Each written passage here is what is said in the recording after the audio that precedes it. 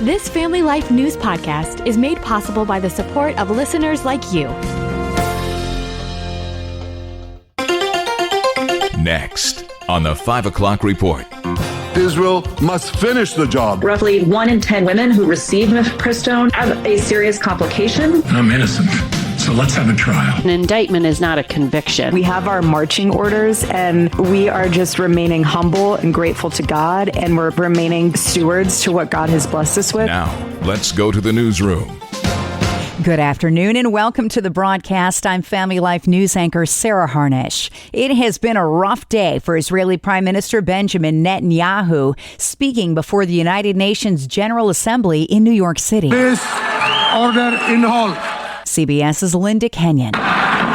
As Benjamin Netanyahu walked up to the podium, dozens of UN delegations walked Please, out order in the hall. to mingle jeers and cheers. He lashed out at the Western nations who've moved to recognize a Palestinian state. We will not commit national suicide because you don't have the guts to face down an anti-Semitic mobs demanding Israel's blood. The room was half empty, and then outside, protesters blocked the streets. Salam Alam among them. She says the Palestinian deaths in Gaza need to stop. We reject that Netanyahu would be allowed to speak at the United Nations. We reject the United States' sixth ceasefire when the entire world condemns that. Netanyahu is vowing to stay there until Hamas is eradicated. The final remnants of Hamas are holed up in Gaza City. They vow to repeat the atrocities of October 7th again and again and again. That is why Israel must finish the job. Bobby Kennedy is promising a top-down study of the nation's #1 mail-order abortion drug. The Health and Human Services Secretary said today he's launching an abortion pill probe following a report citing evidence that the drug mifepristone is more harmful to women than first believed. CBS's Dr. Celine Gounder. That report claims that roughly 1 in 10 women who receive mifepristone have a serious complication. Mifepristone is commonly prescribed to women via telehealth appointments with out-of-state doctors in the 16 states where abortion is now illegal.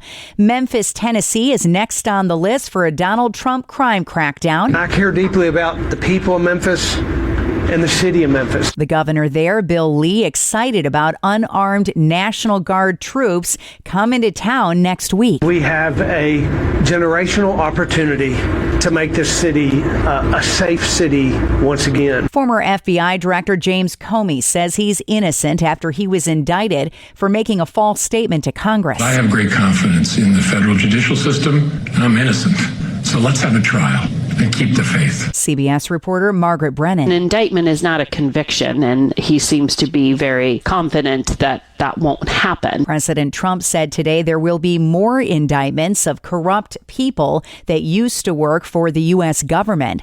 Another prominent Christian leader has died. Baptist pastor and author Vodi Bokum Jr. passed away yesterday at the age of 56 after what was termed an emergency medical incident. He was a giant in the homeschool community and known for his faith. Answers in Genesis founder Ken Ham says the recent passing of many prominent leaders leaves a void that needs to be filled. So many greats seem to have gone to be with the Lord recently. Dr. John MacArthur, James Dobson, Charlie Kirk, now Vodi Bokum. Who's going to replace them? But maybe God is using this to challenge us. Who's going to take their place? Here am I, send me. Ham and Bokum had recently discussed pairing up for a U.S. speaking tour focused on biblical authority and apologetics. CBS's 60 Minutes this coming Sunday will feature an interview with Utah Republican Governor Spencer Cox, who advocated for free speech after the murder of conservative activist Charlie Kirk. Steve Bannon, the philosopher of the MAGA right, called you a national embarrassment.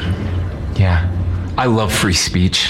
I would give my life defending his right to say that about me. Charlie's wife, Erica Kirk, went back to his podcast set today and sat beside her husband's empty chair. As the new Turning Point USA CEO, she laid out her plans to continue ministry and debate biblical values on college campuses and by podcasts. My husband was so intentional about making sure that there was enough content. He made sure we recorded everything. Everything. He would not do a speech unless we could get the video and the 100%. So we have speeches that no one one's heard of. We have interviews that no one's heard of. Podcasts. So, I mean, in the words of my husband, buckle up. She says Charlie laid out a plan through 2030, and they're just getting started following his blueprint. We have our marching orders, and we are just remaining humble and grateful to God, and we're remaining stewards to what God has blessed us with. And I know the Lord will continue to guide us, because I know that God will use all of this in a way that will glorify him. And Charlie's up in heaven just having... He's rooting us on. I know that. He's so rooting us on. There have been more than 120,000 requests for new Turning Point USA chapters on high school and college campuses since Charlie Kirk's death.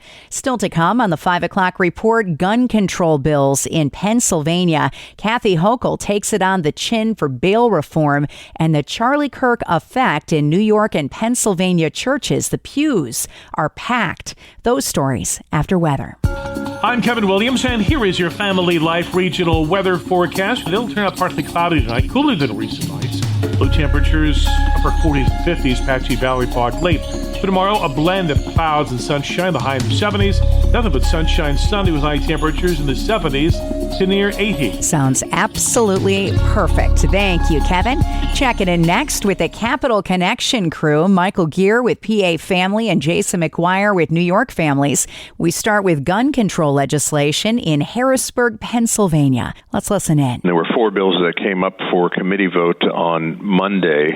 Interestingly, that committee vote was scheduled kind of in a surprise fashion to keep some of the Republican legislators from actually standing on the stage at the March for Life. They scheduled it at the exact same time as the rally. And so there's some politics going on with that. But ultimately, gun control legislation, at least what was proposed by these House Democrats, is not going anywhere in the Pennsylvania legislature.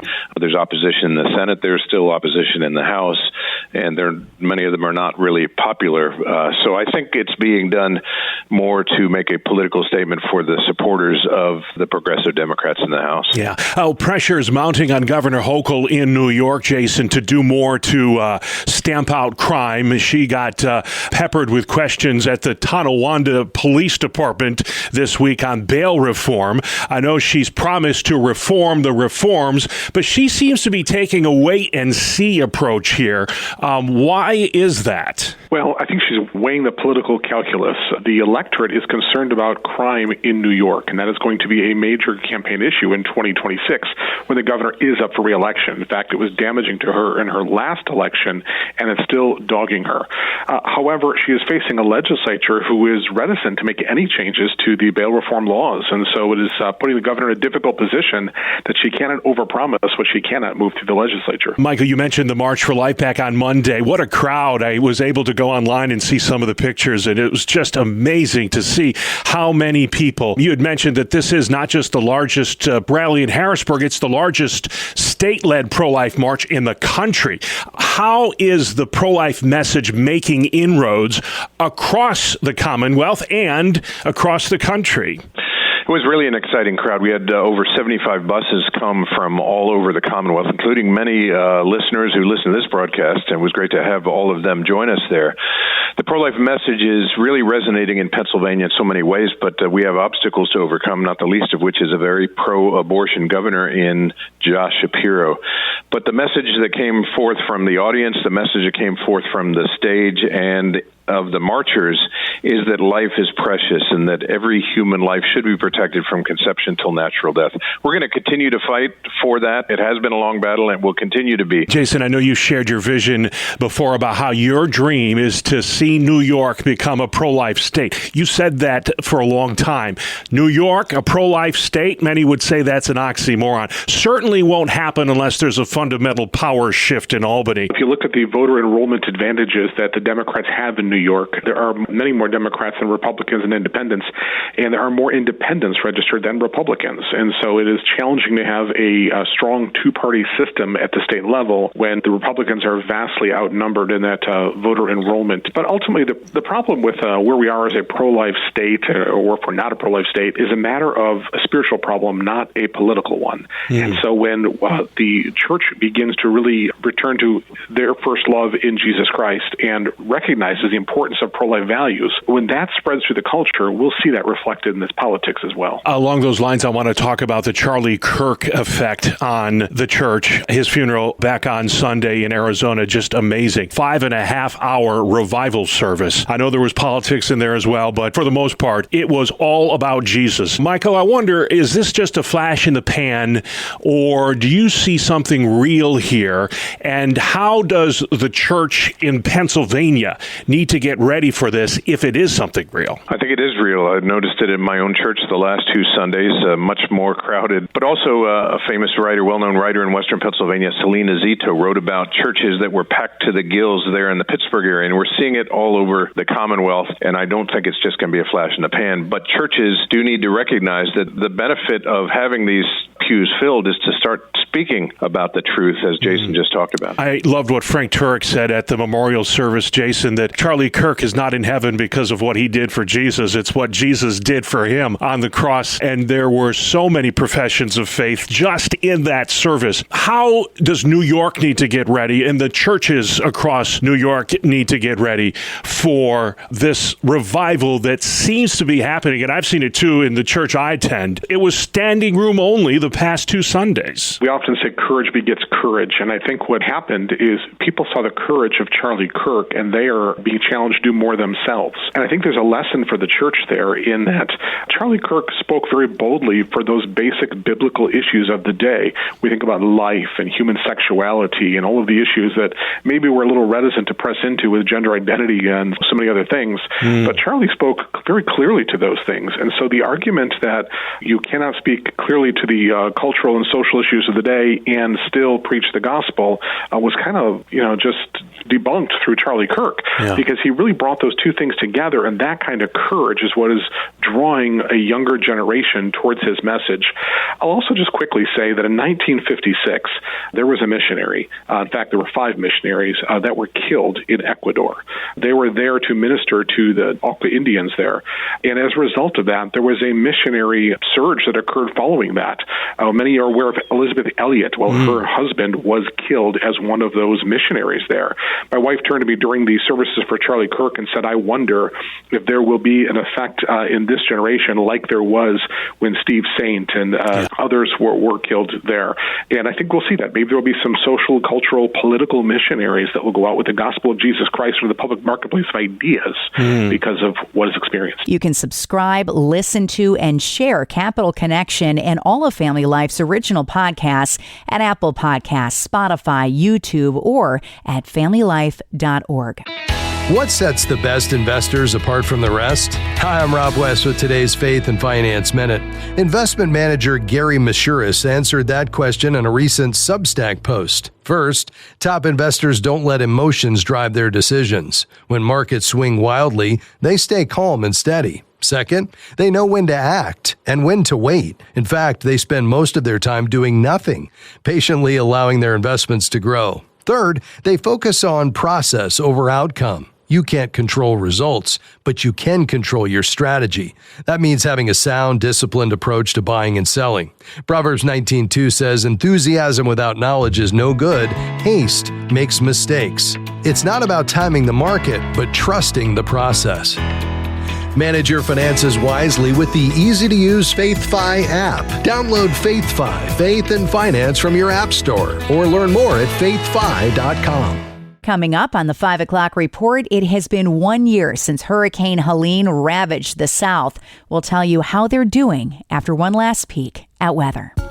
I'm Kevin Williams, and here is your Family Life regional weather forecast. It'll turn out partly cloudy tonight, cooler than recent nights. Low temperatures, upper 40s and 50s, patchy Valley fog late. But tomorrow, a blend of clouds and sunshine, the high in the 70s.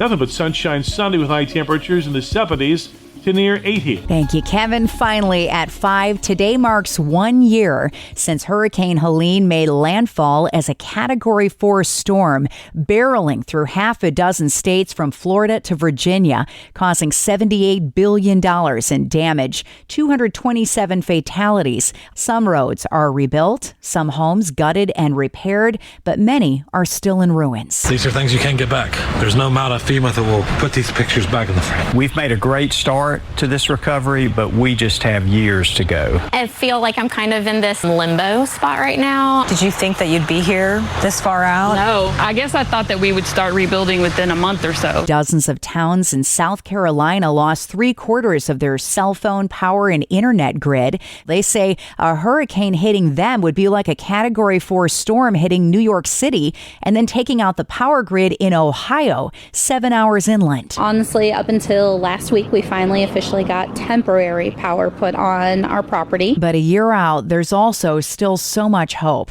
A nonprofit called National Mental Health Alliance is building more than 100 sheds for people as tiny homes. There are packed food pantries and donation sites, many of them now run by local volunteers who have lost everything. You're without, and yet you're helping. When you have all your control ripped away from you, the thing you can control is being helpful. She says helping others takes your eyes off your own loss. And that's the world that we live in for Friday, the 26th of September. I'm Sarah Harnish, and this is the 5 o'clock report on Family Life. Thank you for listening to this Family Life News podcast. If you've been encouraged by what you've heard, please share it with others and click the subscribe button to automatically receive future episodes.